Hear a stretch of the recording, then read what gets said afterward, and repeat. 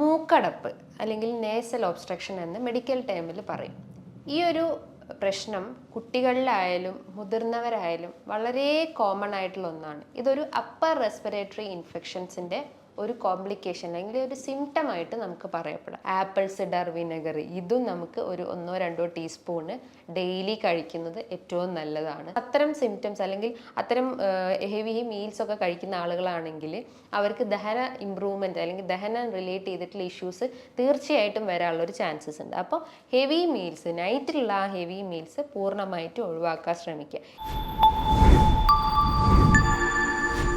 Hi, ഞാൻ doctor Juhi Das, Q&B health കെയറിലെ homeopathic ഫിസിഷ്യനാണ്. മൂക്കടപ്പ് അല്ലെങ്കിൽ നേസൽ ഒബ്സ്ട്രക്ഷൻ എന്ന് മെഡിക്കൽ ടേമിൽ പറയും. ഈ ഒരു പ്രശ്നം കുട്ടികളിലായാലും മുതിർന്നവരായാലും വളരെ കോമൺ ആയിട്ടുള്ള ഒന്നാണ്. ഇതൊരു അപ്പർ റെസ്പിറേറ്ററി ഇൻഫെക്ഷൻസിൻ്റെ ഒരു കോംപ്ലിക്കേഷൻ അല്ലെങ്കിൽ ഒരു സിംറ്റം ആയിട്ട് നമുക്ക് പറയപ്പെടാം. ഈ മൂക്കടപ്പ് വരാൻ ഒരുപാട് കാരണങ്ങളുണ്ട്. കാരണങ്ങളെന്ന് പറയുമ്പം അതിൻ്റെ പിന്നിൽ എന്തെങ്കിലും ഒരു റൂട്ട് കോസ് അല്ലെങ്കിൽ ഒരു പെത്തോളജി അവിടെ സംഭവിച്ചിട്ടുണ്ടാവാം. അതായത് നമ്മൾ കുട്ടികളിൽ നോക്കുകയാണെങ്കിൽ കുട്ടികളിൽ ദശ വളരാനുള്ളൊരു ചാൻസസ് ഉണ്ട്. അതായത് മൂക്കിൻ്റെ അകത്ത് വരുന്ന എക്സ്ട്രാ ഒരു ഗ്രോത്താണ്. എക്സ്ട്രാ ഗ്രോത്ത് എന്ന് പറയുന്നതെന്ന് പറഞ്ഞാൽ അതിൻ്റെ അകത്തുണ്ടാവുന്ന വെയിൻസ് അല്ലെങ്കിൽ സിരകൾക്ക് ഉണ്ടാവുന്ന ഒരു നീർക്കെട്ട് അല്ലെങ്കിൽ സിരകൾ വലുതായി വരുന്നതിനെയാണ് ഈ നേസൽ പോളിപ്പ് അല്ലെങ്കിൽ മൂക്കിലെ ദശ എന്നൊക്കെ പറയുന്നത്. അതേപോലെ തന്നെ നമ്മൾ ഈ സിരകൾ വലുതായി വരുമ്പോൾ അത് പല ഏരിയാസിലും വരും. സിരകൾ ഇങ്ങനെ വലുതായി വരുമ്പോൾ പല പേരുകളായിട്ടാണ് അറിയപ്പെടുന്നത്. അതിപ്പോൾ മൂക്കിലാണെങ്കിൽ അതിനെ നേസൽ പോളിപ്പ് എന്ന് പറയുന്നു. ഇപ്പോൾ ആനൽ റീജൺ അല്ലെങ്കിൽ മലദ്വാരത്തിന് ചുറ്റുമാണെങ്കിൽ അതിനെ ഹെമറോയിഡ്സ് എന്ന് പറയും അല്ലെങ്കിൽ പൈൽസ് എന്ന് പറയുന്നു. ഇത് കോംപ്ലിക്കേഷൻസ് ആയിട്ടാണ് നമുക്ക് മലം പാസ് ചെയ്യുമ്പം നമുക്ക് വേദന അനുഭവപ്പെടുന്നതും രക്തം വരുന്നതും അല്ലെങ്കിൽ ഒരു എരിച്ചിലൊക്കെ പോലെ അല്ലെങ്കിൽ ചൊറിച്ചിലൊക്കെ അനുഭവപ്പെടുന്നത്. അത് ഹെമറോയിഡ്സിൻ്റെ വിഭാഗത്തിൽ വരുന്നു. അതേപോലെ തന്നെയാണ് പുരുഷന്മാരിൽ സ്ക്രോട്ടത്തിൽ സ്വെല്ലിംഗ് ഉണ്ടാകുന്നത് അല്ലെങ്കിൽ സ്ക്രോട്ടത്തിൻ്റെ വെയിൻസ് ഒക്കെ ഡയലേറ്റ് ചെയ്യുമ്പോൾ അതിന് വെരിക്കോസീൽ എന്ന് പറയുന്നു. അപ്പോൾ ഈ വെയിൻസ് ഒക്കെ വലുതായി വരുന്ന അല്ലെങ്കിൽ കാലുകളിലൊക്കെ വെയിൻസ് ഒക്കെ വലുതായി വരുമ്പോൾ അതിന് വെരിക്കോസ് വെയിൻ എന്നറിയപ്പെടുന്നു. അപ്പോൾ ഈ വെയിൻസിൻ്റെ ഒക്കെ ഒരു നീർക്കെട്ട് അല്ലെങ്കിൽ വെയിൻസ് ഒക്കെ ഒന്ന് സിരകളൊക്കെ ഒന്ന് വലുതായി വരുന്നതിനെയാണ് നമ്മൾ ഈ മൂക്കിലുണ്ടാവുന്നതിനെയാണ് നേസൽ പോളിപ്പ് എന്ന് പറയുന്നത്. അപ്പം നേസൽ പോളിപ്പ് ഇതിൻ്റെ ഒരു നദയിൽ മൂക്കടപ്പിൻ്റെ ഒരു കാരണമായിട്ട് നമുക്ക് പറയാം. രണ്ടാമതായിട്ട് കുട്ടികളിൽ തന്നെ കാണപ്പെടുന്നതാണ് അഡിനോയിഡ് ഗ്രന്ഥിയിൽ ഉണ്ടാകുന്ന ഒരു നീർക്കെട്ട് അല്ലെങ്കിൽ സ്വെല്ലിങ് അല്ലെങ്കിൽ ആ അഡിനോയിഡ് ഗ്രന്ഥി വലുതായിട്ട് വരുന്നത്. നമ്മൾ ഈ മൂക്കിൻ്റെ പിന്നിലായിട്ട് അല്ലെങ്കിൽ തലയോട്ടീൻ്റെ ഒരു സെൻട്രലായിട്ട് കാണപ്പെടുന്ന ഒരു ഗ്രന്ഥിയാണ് അഡിനോയിഡ് ഗ്രന്ഥി. ഇതിന് നീർക്കെട്ട് വരുമ്പോൾ അല്ലെങ്കിൽ വലുതായി വരുമ്പോഴാണ് കുട്ടികൾക്ക് ബ്രീത്തിങ് ഡിഫിക്കൽട്ടി അല്ലെങ്കിൽ ശ്വാസം എടുക്കാൻ ബുദ്ധിമുട്ടുണ്ടാവുന്നത്. അതേപോലെ തന്നെയാണ് കുട്ടികളിലായാലും മുതിർന്നവരിലായാലും ഈ ഒരു നേസൽ സെപ്റ്റം അതിൽ വളവ് വരുന്നത് അല്ലെങ്കിൽ അതിനൊരു ഡീവിയേഷൻസ് വരുമ്പോൾ അത് ലെഫ്റ്റിലോട്ടാവാം അല്ലെങ്കിൽ റൈറ്റിലോട്ടാവാം. അങ്ങനെ എന്തെങ്കിലും ഒരു ഡീവിയേഷൻസ് വരുമ്പം നമുക്ക് മൂക്കടപ്പ് വരാം. ഇതോടൊപ്പം തന്നെ നമുക്ക് മറ്റെന്തെങ്കിലും റെസ്പിറേറ്ററി ഇഷ്യൂസ് ഉണ്ടെങ്കിൽ, അതായത് ചിലപ്പോൾ ഇടയ്ക്കിടയ്ക്ക് ജലദോഷം വരുന്ന ആളുകളാവാം. ജലദോഷം എന്ന് പറയുമ്പോൾ തുമ്മലായിട്ടോ ചൊറിച്ചിലായിട്ടോ തൊണ്ടവേദനയോ അല്ലെങ്കിൽ തലവേദനയോ അങ്ങനെ റെസ്പിറേറ്ററി ഇൻഫെക്ഷൻസ് റെക്കറൻ്റ് ആയിട്ട് വന്ന ആളുകളാണെങ്കിലും ഇത്തരം മൂക്കടപ്പ് ഉണ്ടാവാം. നമുക്ക് ഇടയ്ക്കിടയ്ക്ക് ജലദോഷമുള്ള ആളുകൾ അങ്ങനെ ഇൻഫെക്ഷൻസ് ഒക്കെ വരുമ്പോഴും മൂക്കടയാനുള്ളൊരു ചാൻസസ് ഉണ്ട്. അതേപോലെ തന്നെയാണ് നമ്മൾ ട്രാവൽ ചെയ്യുമ്പോൾ, ഇപ്പോൾ കുട്ടികളായാലും മുതിർന്നവരായാലും നമ്മൾ ലോങ് ഡ്യൂറേഷനിലൊക്കെ ട്രാവൽ ചെയ്യലും സഞ്ചരിക്കുന്ന ആളുകളൊക്കെ ആണെങ്കിലും അത് കാരണം നമുക്ക് മൂക്കടയാനുള്ള ചാൻസസ് ഉണ്ട്. നമുക്ക് ചെവി അടഞ്ഞു പോകാനുള്ളൊരു ചാൻസസ് ഉണ്ട്. തൊണ്ടവേദന വരാം, റെസ്പിറേറ്ററി ഇൻഫെക്ഷൻസ് ഒക്കെ വരാനുള്ളൊരു ചാൻസസ് ഉണ്ട്. മറ്റൊരു പ്രധാനപ്പെട്ട ഒരു കാരണം എന്ന് പറഞ്ഞു കഴിഞ്ഞാൽ നമുക്ക് ഇൻഫെക്ഷൻസ്, അതായത് നമ്മളെ ബോഡിയിൽ എന്തെങ്കിലും ഒരു പാത്തോജൻസോ അല്ലെങ്കിൽ ഒരു മൈക്രോ ഓർഗാനിസോ അല്ലെങ്കിൽ ഒരു ജീവാണു നമ്മുടെ ശരീരത്തിൽ കയറി കഴിഞ്ഞ് കഴിഞ്ഞാൽ ഇൻഫെക്ഷൻസ് വരാം.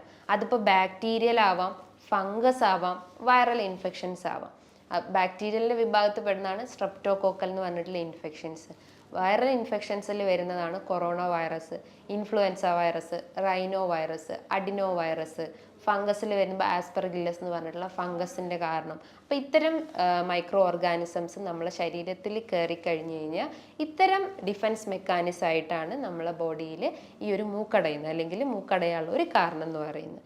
അതേപോലെ തന്നെ നമ്മളെ മൂക്കിന് എന്തെങ്കിലും ഒരു ഇഞ്ചുറി പറ്റി കഴിഞ്ഞ് കഴിഞ്ഞാൽ, അല്ലെങ്കിൽ നമ്മളെ കുട്ടികളൊക്കെ കളിക്കുമ്പോൾ ഫുട്ബോളൊക്കെ തട്ടിപ്പോവുക, അല്ലെങ്കിൽ ജസ്റ്റ് കൈ തട്ടിപ്പോവുക, നമുക്കറിയാം ഈ ഒരു റീജിയൻ അത്രയും സെൻസിറ്റീവ് ആണ്. നമ്മൾ ജസ്റ്റ് ഒന്ന് പുഷ് ചെയ്ത് അല്ലെങ്കിൽ തട്ടി കൊടുത്താൽ തന്നെ നമുക്ക് ഭയങ്കര ഒരു വേദന അനുഭവപ്പെടാം. ഈ ഒരു റീജിയനെ ആണെങ്കിൽ അനാട്ടമിക്കലി ഈ ഒരു റീജിയനെ ലിറ്റിൽസ് ഏരിയ എന്ന് പറയും. ബിക്കോസ് അതിൻ്റെ അകത്ത് ഒരുപാട് കാപ്പിലറീസും വെയിൻസും ആർട്ടറീസും ഒക്കെ കവേർഡ് ആയിട്ടുണ്ട്. അപ്പോൾ പെട്ടെന്ന് ഇഞ്ചുറി വരാനുള്ളൊരു ചാൻസസ് വളരെ കൂടുതലാണ്. അത് വന്നു കഴിഞ്ഞാൽ നമുക്ക് ബ്ലീഡിങ് ഉണ്ടാവും, അതായത് മൂക്കിലൂടെ രക്തം വരാനുള്ളൊരു ചാൻസസ് ഉണ്ട്. അതിൻ്റെ മെഡിക്കൽ ടൈമിൽ എപ്പിസ്റ്റാക്സിസ് എന്ന് പറയുന്നു. അപ്പം പെട്ടെന്ന് ഇഞ്ചുറി വന്നു കഴിഞ്ഞാലും ഈ ഒരു നേസൽ ഒബ്സ്ട്രക്ഷൻസ് ഉണ്ടാവുക.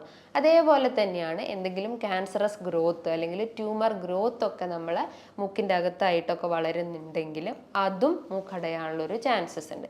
ഈ കോസസ് അല്ലെങ്കിൽ ഇത്തരം റീസൺസ് ആണ് നമുക്ക് ഈ ഒരു മൂക്കടപ്പ് വരാനുള്ള ഒരു കാരണം. ഇതിപ്പോൾ കുട്ടികളിലായാലും കുറച്ച് മുതിർന്ന ആളുകളിലായാലും എല്ലാം ഓൾമോസ്റ്റ് കോമൺ ആയിട്ട് നമുക്ക് പറയപ്പെടാം. അതേപോലെ തന്നെയാണ് നമുക്ക് ഇടയ്ക്കിടയ്ക്ക്, അതായത് റിക്കറൻ്റ് ആയിട്ട് ഇൻഫെക്ഷൻസ് വരിക എന്ന് പറഞ്ഞു. അതേപോലെ തന്നെ നമുക്ക് അലർജി പ്രശ്നങ്ങൾ ഉണ്ടെങ്കിൽ, നമുക്കറിയാം അലർജി എന്ന് പറഞ്ഞു കഴിഞ്ഞാൽ നമ്മളെ പ്രതിരോധ ശേഷി, അതായത് നമ്മളെ ഇമ്മ്യൂൺ മെക്കാനിസത്തിൻ്റെ ഒരു ഹൈപ്പർ ആക്റ്റീവ് ആണ്, അല്ലെങ്കിൽ hyper sensitive of immune system എന്നൊക്കെ പറയപ്പെടാം. അപ്പോൾ ഇടയ്ക്കിടയ്ക്ക് ഇത്തരം അലർജി പ്രശ്നങ്ങളുള്ള ആളുകളിലും മൂക്കടയാനുള്ളൊരു ചാൻസസ് ഉണ്ട്. അപ്പോൾ മൂക്കടഞ്ഞു കഴിഞ്ഞ് കഴിഞ്ഞാൽ അല്ലെങ്കിൽ ഇത്തരം സിംറ്റംസ് ഒക്കെ കണ്ടു കഴിഞ്ഞാൽ നമ്മളൊരു ഡോക്ടറെ കണ്ടിട്ട് അവരൊരു ഇൻവെസ്റ്റിഗേഷൻ എഴുതും. ഇൻവെസ്റ്റിഗേഷൻ എന്ന് പറയുമ്പോൾ നമ്മൾ നേസൽ എൻഡോസ്കോപ്പി എടുക്കാം, അല്ലെങ്കിൽ നമ്മൾ ഹെഡിൻ്റെ ഒരു CT എടുത്തു കഴിഞ്ഞാൽ, അല്ലെങ്കിൽ കമ്പ്യൂട്ടറൈസ്ഡ് ടോമോഗ്രഫി എന്ന് പറയുന്ന CT സ്കാൻ എടുത്തു കഴിഞ്ഞാലും നമുക്ക് എന്തെങ്കിലും ഒരു ഗ്രോത്തോ അല്ലെങ്കിൽ ഒരു പോളിപ്പോ അല്ലെങ്കിൽ ട്യൂമറോ അല്ലെ എന്തെങ്കിലും ഒരു ബ്ലീഡിംഗ് ഒക്കെ സംഭവിച്ചിട്ടുണ്ടെങ്കിൽ അത് ഈ ഒരു സ്കാനിങ്ങിലൂടെ നമുക്ക് അറിയാൻ പറ്റും.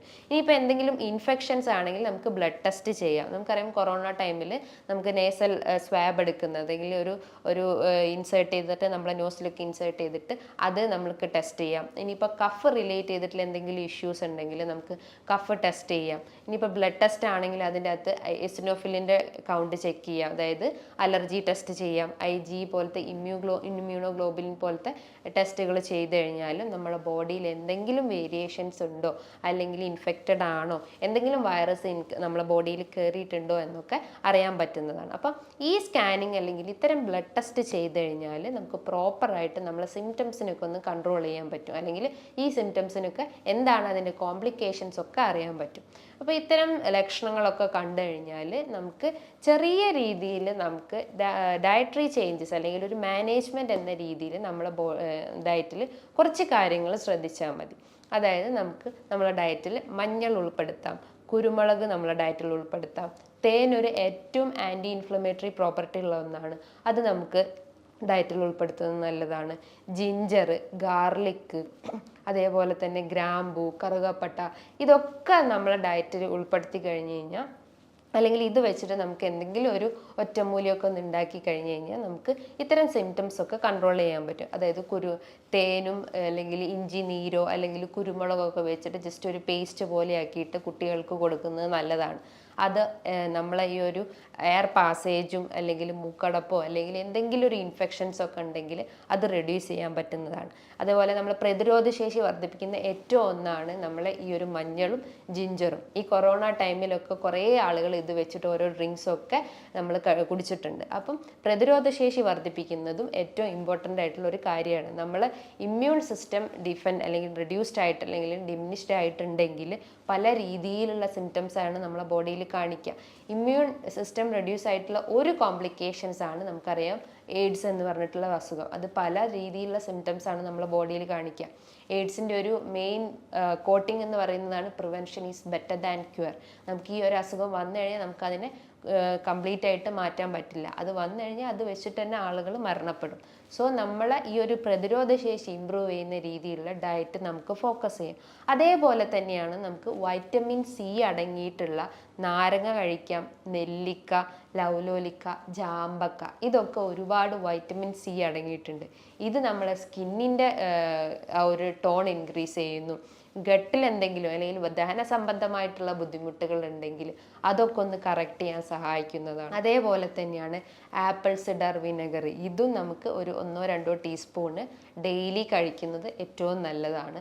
അതേപോലെ തന്നെയാണ് നമുക്ക് ഈ മൂക്കടഞ്ഞു കഴിഞ്ഞാൽ നമുക്ക് ആവി പിടിക്കാം. ആവി പിടിക്കുക എന്ന് പറയുമ്പോൾ ഒരു ചൂടുവെള്ളത്തിൽ വേപ്പറൈസർ വെച്ചിട്ടൊക്കെ നമുക്ക് ആവി പിടിക്കുന്നത് ഏറ്റവും നല്ലതാണ്. കഴിവതും അതിൻ്റെ അകത്തൊന്നും ആഡ് ചെയ്യരുത്, ജസ്റ്റ് ഒരു ചൂടുവെള്ളം വെച്ചിട്ട് ആവി പിടിക്കുന്നതാണ് ഏറ്റവും ഉത്തമമായിട്ടുള്ള ഒരു കാര്യം. ഇനിയിപ്പോൾ നമ്മൾ ഇത്തരം ഡയറ്ററി ചേഞ്ചസ് ആണ് വരുത്തേണ്ടത്, അല്ലെങ്കിൽ ഇത്തരം കാര്യങ്ങൾ നമുക്ക് ശ്രദ്ധിച്ചു കഴിഞ്ഞാൽ നമുക്ക് അസുഖങ്ങളെ കൺട്രോൾ ചെയ്യാം. ഇനി നമ്മൾ ഒഴിവാക്കേണ്ട കുറച്ച് കാര്യങ്ങളുണ്ട്. അതായത് നമുക്ക് അമിതമായിട്ട് മധുരം കഴിക്കുന്ന ആളുകളാണെങ്കിൽ, ഇപ്പം മധുരം കഴിച്ചു കഴിഞ്ഞാൽ പല കോംപ്ലിക്കേഷൻസും നമ്മളെ ബോഡിയിൽ ഉണ്ടാക്കും. നമുക്കറിയാം, പ്രമേഹം ഒന്നാമതായിട്ടുള്ള ഒരു മെയിൻ വില്ലൻ. അതേപോലെ തന്നെയാണ് ഫാറ്റി ലിവർ. അപ്പം മധുരം പൂർണ്ണമായിട്ടും ഒഴിവാക്കുക. നമുക്കറിയാം, ഇന്ന് കടകളിലും അല്ലെങ്കിൽ ബേക്കറിയിലൊക്കെ ഹൈ ഫ്രക്ടോസ് സിറപ്പ് വെച്ചിട്ടാണ് ഓരോ ഐറ്റംസ് പ്രിപ്പയർ ചെയ്യുന്നത്. അപ്പം അതും ഒരു ഷുഗർ കണ്ടൻ്റാണ്. നമ്മളെ രക്തത്തിൽ പഞ്ചസാരേൻ്റെ അളവ് കൂട്ടാൻ പറ്റുന്നതാണ് ഇത്തരം ഫുഡ് ഐറ്റംസ്. അപ്പോൾ ഈ ഷുഗർ റിലേറ്റ് ചെയ്തിട്ടുള്ള ഷുഗർ കണ്ടന്റ് അടങ്ങിയിട്ടുള്ള ഭക്ഷണങ്ങൾ, പേസ്ട്രി ആവട്ടെ, ബേക്കറി ഐറ്റംസിൽ വരുന്ന കേക്ക്, റോസ്റ്റഡ് ആയിട്ടുള്ള മറ്റെന്ത് ഫുഡ് ഐറ്റംസ് ആയാലും ഇത്തരം ഷുഗറി ഐറ്റംസ് പൂർണ്ണമായിട്ടും ഒഴിവാക്കാൻ ശ്രമിക്കുക. ഇനിയിപ്പോൾ ദഹന പ്രശ്നം ഉള്ള ആളുകളാണെങ്കിൽ ഫൈബർ റിച്ച് ആയിട്ടുള്ള ഭക്ഷണങ്ങൾ നല്ല രീതിയിൽ എടുക്കാൻ ശ്രമിക്കുക. അതിപ്പം ബനാന, നേന്ത്രപ്പഴം നമുക്ക് എടുക്കാം, potato, pineapple, orange, mosambi, leafy vegetables ആയിട്ടുള്ള ചീര, മുരിങ്ങയില, ക്യാബേജിൽ വരുന്നതാണ് ബ്രോക്കോളി. അങ്ങനെ ഫൈബർ റിച്ച് ആയിട്ടുള്ള അല്ലെങ്കിൽ നമ്മളെ ദഹനം ഇന്നും ഇമ്പ്രൂവ് ചെയ്യുന്ന രീതിയിലുള്ള ഭക്ഷണ രീതികൾ നമുക്ക് ഫോക്കസ് ചെയ്യാം. ഇനിയിപ്പോൾ കുട്ടികളാണെങ്കിൽ ഈ കോൾഡ് സീസൺ അല്ലെങ്കിൽ സമ്മർ സീസൺ ഒക്കെ ആകുമ്പോൾ ഐസ്ക്രീംസും ഇത്തരം ഫ്രൂട്ടി ഡ്രിങ്ക്സും ഒക്കെ ഡെയിലി കുടിക്കുന്ന ആളുകളായിരിക്കും. അതൊക്കെ ഒന്ന് പൂർണ്ണമായിട്ട് ഒഴിവാക്കാം. ബിക്കോസ് ഈ അലർജി പേഷ്യൻസിനെ ട്രിഗർ ചെയ്യുന്ന അല്ലെങ്കിൽ അലർജീനെ അഗ്രിവേറ്റ് ചെയ്യുന്ന ഒരു ഫാക്ടറാണ് ഇത്തരം കോൾഡ് ഐറ്റംസ്. ഇപ്പോൾ ഫ്രിഡ്ജിൽ നിന്നൊക്കെ പെട്ടെന്ന് എടുത്ത് നമ്മൾ തണുത്ത വെള്ളമൊക്കെ കുടിക്കുമ്പോൾ നമുക്കറിയാം തൊണ്ടവേദന യൂഷ്വലി എന്തായാലും വരും, തലവേദനയും വരും. അപ്പോൾ അത്തരം ദുശീലങ്ങളൊക്കെ ഉണ്ടെങ്കിൽ അതൊക്കെ ഒന്ന് പൂർണ്ണമായിട്ട് ഒഴിവാക്കാൻ ശ്രമിക്കുക. ഇനിയിപ്പോൾ നന്നായിട്ട് തലയൊക്കെ വാഷ് ചെയ്യുകയാണെങ്കിൽ അത് നമ്മൾ ചിലർ നല്ല ഓയിലൊക്കെ ഇട്ട് സൺഡേസിലൊക്കെ നല്ല രീതിയിൽ ഓയിലൊക്കെ ഇട്ടിട്ട് ഒന്ന് ടൈമൊക്കെ എടുത്ത് വെയിലൊക്കെ കൊണ്ടിട്ടായിരിക്കും ചിലരൊക്കെ ഹെഡ് ബാത്ത് ചെയ്യുക. അത്തരം ശീലങ്ങളുണ്ടെങ്കിൽ അതൊക്കെ ഒന്ന് കുറയ്ക്കുക. ഇപ്പോൾ ഹെഡ് ബാത്തൊക്കെ ചെയ്യുകയാണെങ്കിൽ തന്നെ ഡെയിലി ചെയ്യുന്നതിന് പകരം 1-2 ദിവസങ്ങളിൽ ചെയ്യാൻ ശ്രമിക്കുക. ബിക്കോസ് സൈനസൈറ്റിസിൻ്റെ ഒരു മെയിൻ കോസ് എന്ന് പറഞ്ഞു കഴിഞ്ഞാൽ ഇത്തരം ഓവർ ഓയിലിംഗ് അല്ലെങ്കിൽ ഓവർ വാഷിംഗ് ആണ്. അപ്പോൾ അതൊന്ന് കഴിവതും കുറയ്ക്കാൻ ശ്രമിക്കുക. ഇനി എന്തെങ്കിലും മറ്റ് റെസ്പിറേറ്ററി ഇൻഫെക്ഷൻസ് ഒക്കെ ഉള്ള ആളുകളാണെങ്കിൽ അവർക്ക് മെഡിറ്റേഷൻസ് ചെയ്യാം. കുട്ടികളായാലും ചെറിയ രീതിയിലുള്ള ഒരു ബ്രീത്തിങ് എക്സസൈസ് ചെയ്യുന്നത് അത്രയും നല്ലതാണ്. അവർ ആ ഒരു ലങ് കപ്പാസിറ്റി ഇൻക്രീസ് ചെയ്യുന്നു. ആ ഒരു പെട്ടെന്ന് കിതപ്പൊക്കെ ഉള്ള ആളുകളാണെങ്കിൽ അതൊക്കെ കുറയ്ക്കാൻ പറ്റുന്നതാണ് നമ്മൾ ഈ ഒരു ബ്രീത്തിങ് എക്സസൈസ് ഒക്കെ ചെയ്ത് കഴിഞ്ഞാൽ. സോ അത്തരം എക്സസൈസ് ഫോക്കസ് ചെയ്യാൻ ശ്രമിക്കുക. ഇനിയിപ്പോൾ അമിത വണ്ണമുള്ള ആളുകൾ അല്ലെങ്കിൽ അമിത ഭാരമുള്ള ആളുകളാണെങ്കിലും അവർക്ക് ഹെവി എക്സസൈസ് ചെയ്യുക. അതായത് നല്ല രീതിയിൽ നടത്തം, ഒരു 10-15 മിനിറ്റ് നടക്കുന്നത് നല്ലതാണ്. അതേപോലെ ഓട്ടം, ജമ്പിങ്, കുട്ടികളിലാണെങ്കിൽ സ്വിമ്മിങ് പ്രൊവൈഡ് ചെയ്യാം. അങ്ങനെ ഒരു ഹെവി എക്സസൈസ് മെയിനായിട്ട് ഫോക്കസ് ചെയ്യാൻ ശ്രമിക്കാം. ഇനിയിപ്പോൾ ഈ ഒരു മൂക്കടഞ്ഞു കഴിഞ്ഞാൽ ഇതുമൂലം പല വേറെയും ലക്ഷണങ്ങൾ നമ്മളെ ശരീരത്തിൽ കാണിക്കും. ഒന്നാമതായിട്ട് നമുക്ക് പറയാം തലവേദന ഉണ്ടാവാം. കാരണം ഈ ഒരു പാസേജ് ക്ലിയർ ആയിട്ടില്ലെങ്കിൽ നമുക്ക് ഈ ഒരു കോൺസെൻട്രേഷൻ കിട്ടില്ല, അല്ലെങ്കിൽ ഒരു ആക്ടിവിറ്റി ഒന്ന് പൂർണ്ണമായിട്ട് ചെയ്യാൻ പറ്റത്തില്ല. അങ്ങനെ സിംറ്റംസ് ഒക്കെ കാണിക്കുക. അപ്പോൾ ഒന്നാണ് നമുക്ക് തലവേദന പറയാം. ഇടയ്ക്കിടയ്ക്ക് ജലദോഷം വരാം. മൂക്കിങ്ങനെ അടഞ്ഞുകൊണ്ടിരുന്ന് കഴിഞ്ഞാൽ അവർക്ക് ജലദോഷം വരാം, തൊണ്ടവേദനയായിട്ട് വരാം, ചിലർക്ക് തലവേദന ഉണ്ടാവാം, ഈ ഒരു തലയ്ക്കൊരു ഭാരം അനുഭവപ്പെടാം, കണ്ണിനൊക്കെ ഒരു പ്രഷർ അല്ലെങ്കിൽ ഓവർ പ്രഷർ പോലത്തെ സിംറ്റംസ് ഒക്കെ കാണിക്കാം. അപ്പോൾ അത്തരം സിംറ്റംസ് ഒക്കെ ഉണ്ടെങ്കിൽ അത് പൂർണ്ണമായിട്ടും മാറ്റണമെങ്കിൽ നമ്മൾ ഈ പറഞ്ഞിട്ടുള്ള ഒരു പാറ്റേൺ അല്ലെങ്കിൽ ഒരു മാനേജ്മെൻറ്റ് നമ്മൾ ഡയറ്റിലും നമ്മളെ ലൈഫ് സ്റ്റൈലിലും ഉൾപ്പെടുത്തുന്നത് ഏറ്റവും നല്ലതാണ്. പലർക്കുള്ളൊരു ശീലമാണ് ഈ ബ്രേക്ക്ഫാസ്റ്റ് സ്കിപ്പ് ചെയ്യുക. ഇന്നത്തെ ഒരു ബിസി ലൈഫിൽ ബ്രേക്ക്ഫാസ്റ്റ് സ്കിപ്പ് ചെയ്യുന്നത് പലർക്കുള്ളൊരു ശീലമാണ്. അപ്പോൾ ആ ഒരു ബ്രേക്ക്ഫാസ്റ്റ് സ്കിപ്പ് ചെയ്യുന്ന ഒരു ദുശീലം ഉണ്ടെങ്കിൽ അതൊക്കെ ഒന്ന് ഒഴിവാക്കിയിട്ട് നല്ല രീതിയിൽ ആ ഒരു ബ്രേക്ക്ഫാസ്റ്റ് നമ്മൾ നല്ല രീതിയിലുള്ള ഹെൽത്തി ഫുഡ് സ്റ്റൈൽ അവിടെ മെയിൻറ്റെയിൻ ചെയ്യാൻ ശ്രമിക്കുക. നമുക്കറിയാം ബ്രേക്ക്ഫാസ്റ്റ് എന്ന് പറയുമ്പോൾ ഒരു ഫാസ്റ്റിംഗ് അല്ലെങ്കിൽ നമ്മൾ രാത്രി ഫുഡ് കഴിച്ചിട്ട് ഒരു 6 to 8 hours ശേഷമാണ് നമ്മൾ ഫുഡ് കഴിക്കുന്നത്. അപ്പം നമ്മുടെ ബോഡിയിലുള്ള കലോറിയും അല്ലെങ്കിൽ ആ ഒരു ഗ്ലൂക്കോസ് ഒക്കെ ഡൗൺ ആയിട്ട് കിടക്കുകയാണ്. നമുക്ക് ഒരു എനർജി ഉണ്ടാവില്ല. ആ ഒരു എനർജി തുടങ്ങണമെങ്കിൽ, എനർജി സ്റ്റാർട്ടപ്പ് ചെയ്യണമെങ്കിൽ നമ്മൾ ആ ഒരു ബ്രേക്ക്ഫാസ്റ്റ് എന്തായാലും നിർബന്ധമായിട്ടും കഴിച്ചിരിക്കുക. ഇനിയിപ്പോൾ ഇപ്പം മീൽസ് നൈറ്റിലൊക്കെ ഓവറായിട്ട് ഫുഡ് കഴിക്കുന്ന ആളുകളാണെങ്കിൽ അതൊക്കെ ഒന്ന് റെഡ്യൂസ് ചെയ്യാൻ ശ്രമിക്കുക. ബിക്കോസ് അത്തരം സിംറ്റംസ് അല്ലെങ്കിൽ അത്തരം ഹെവി മീൽസ് ഒക്കെ കഴിക്കുന്ന ആളുകളാണെങ്കിൽ അവർക്ക് ദഹന ഇമ്പ്രൂവ്മെൻറ്റ് അല്ലെങ്കിൽ ദഹനം റിലേറ്റ് ചെയ്തിട്ടുള്ള ഇഷ്യൂസ് തീർച്ചയായിട്ടും വരാനുള്ളൊരു ചാൻസസ് ഉണ്ട്. അപ്പോൾ ഹെവി മീൽസ് നൈറ്റിലുള്ള ആ ഹെവി മീൽസ് പൂർണ്ണമായിട്ടും ഒഴിവാക്കാൻ ശ്രമിക്കുക. ഇനിയിപ്പോൾ ഇടയ്ക്കിടയ്ക്ക് ജലദോഷമൊക്കെ ഉള്ള ആളുകളാണെങ്കിൽ അവർ ശക്തമായിട്ട് മൂക്ക് ചീറ്റുന്നൊരു ദുശീലം ഉണ്ടാവും.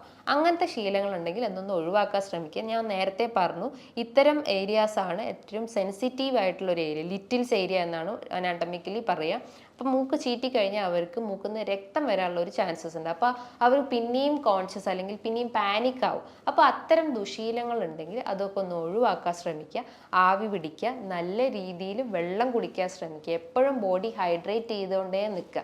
ഏത് സീസൺ ആയാലും, തണുത്ത സീസൺ ആയാലും സമ്മർ സീസൺ ആയാലും വിൻ്റർ സീസൺ ആയാലും നമ്മുടെ ബോഡി എപ്പോഴും ഹൈഡ്രേറ്റ് ചെയ്തുകൊണ്ടേ നിൽക്കുക.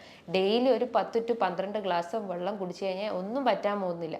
ഇത് കുറഞ്ഞു കഴിഞ്ഞാലാണ് നമുക്ക് ഈ കിഡ്നി സ്റ്റോണിൻ്റെ പ്രശ്നങ്ങൾ ഉണ്ടാവുക, യൂറിക് ആസിഡും ക്രിയാറ്റിനും ഒക്കെ കൂടാനുള്ള ഒരു ചാൻസസ്. അപ്പം നല്ല രീതിയിൽ നമുക്ക് ഡെയിലി വെള്ളം കുടിക്കുന്നത് ഏറ്റവും ഉത്തമമായിട്ടുള്ളൊരു കാര്യമാണ്. അപ്പോൾ ഈ ഒരു മൂക്കടപ്പിനെയൊക്കെ ഒന്ന് തടയാൻ വേണ്ടിയിട്ട് അല്ലെങ്കിൽ ഈ ഒരു നേസൽ പ്രശ്നങ്ങളൊക്കെ ഒന്ന് തടയാൻ വേണ്ടിയിട്ട് നമ്മൾ ഈ പറഞ്ഞിട്ടുള്ള കാര്യങ്ങളൊക്കെ ഒന്ന് ശ്രദ്ധിച്ചാൽ മതി. കൂടുതലായിട്ട് അതിനെക്കുറിച്ച് കോൺഷ്യസ് ആവുക അല്ലെങ്കിൽ പാനിക് ആവേണ്ടൊന്നും ആ കാര്യമില്ല. നമ്മളൊന്ന് ശ്രദ്ധിച്ചു കഴിഞ്ഞാൽ നമുക്ക് ഇതെല്ലാം ഒന്ന് പൂർണ്ണമായിട്ട് മാറ്റിയെടുക്കാവുന്നതാണ്. ഇനി ഇതുമായി ബന്ധപ്പെട്ട് നിങ്ങൾക്ക് എന്തെങ്കിലും സംശയങ്ങൾ ഉണ്ടെങ്കിൽ താഴെ കാണുന്ന നമ്പറിൽ കോൺടാക്റ്റ് ചെയ്യാവുന്നതാണ്. നല്ലൊരു ഹെൽത്ത് ടോപ്പിക്കുമായി വീണ്ടും കാണാം. Thank you.